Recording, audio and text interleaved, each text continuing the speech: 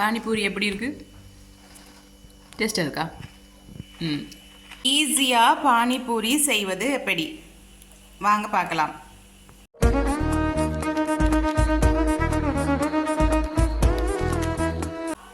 கடையில் போய் பானிபூரி பேக்கெட் ஒன்றை வாங்கிட்டு வந்துடுங்க. பானிபூரி பப்படம் பேக்கெட் பார்த்தீங்கன்னா 170 ரூபா 50 கிராம். உங்களுக்கு இவ்வளோ பானிபூரி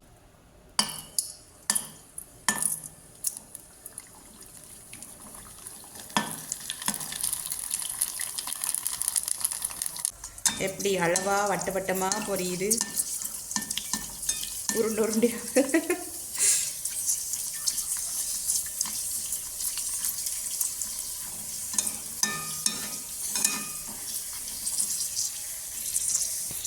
பொரிச்செடுத்ததுக்கு அப்புறம் நடுவில் இந்த மாதிரி ஓட்டையை போட்டுக்கோங்க. ஓட்டி போட்டு அதுக்குள்ளேயே போட்டுடணும். போட்டுட்டு இப்போ நாங்கள் தயிர் பூரி செய்ய போகிறோம். தயிரை உள்ளுக்குள்ளே வைங்க. நல்லா ஃப்ரிட்ஜில் வச்ச தயிரை உள்ளுக்குள்ளே இந்த மாதிரி ஆட் பண்ணுங்கள். ஆட் பண்ணிவிட்டு இதுக்கு மேலே நம்ம என்ன செய்ய போகிறோம் அப்படின்னு சொன்னால், சுகர் இருக்குது தானே, சீனி அந்த சீனியை இதுக்கு மேலே போட்டுருங்க.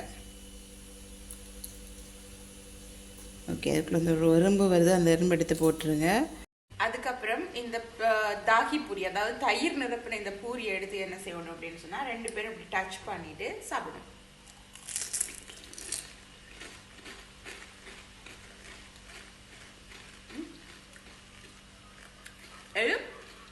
தாகி பூரி, அதாவது தயிர் பூரி. இப்போ நாங்கள் ஸ்பைசி பூரி எப்படி செய்யறதுன்றதை காட்ட போகிறோம். வாங்க. பானிபூரியை இந்த மாதிரி இப்படி உடைச்சி விட்டுருங்க. உடைச்சிட்டு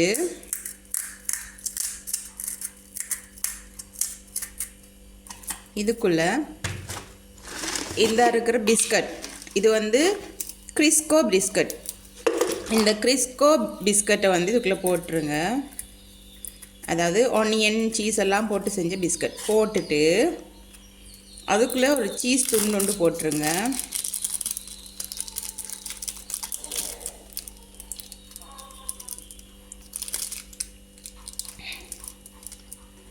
ஓகே, சீஸ் துண்டு அதுக்குள்ளே போட்டுருங்க.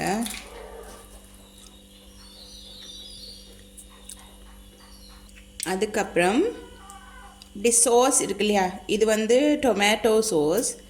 இந்த டொமேட்டோ சோஸை இதுக்குள்ளே போடுங்க. தேவையான அளவு போட்டுட்டு இந்த அடுத்த பூரியை எடுத்து, இது சோஸ் பூரி, உரைப்பு பூரி, அதாவது தயா பூரி. Cheers.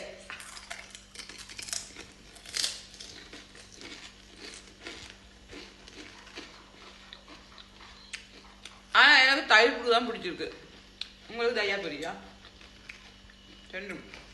தயிர் பூரி தான் நல்லா இருக்கு.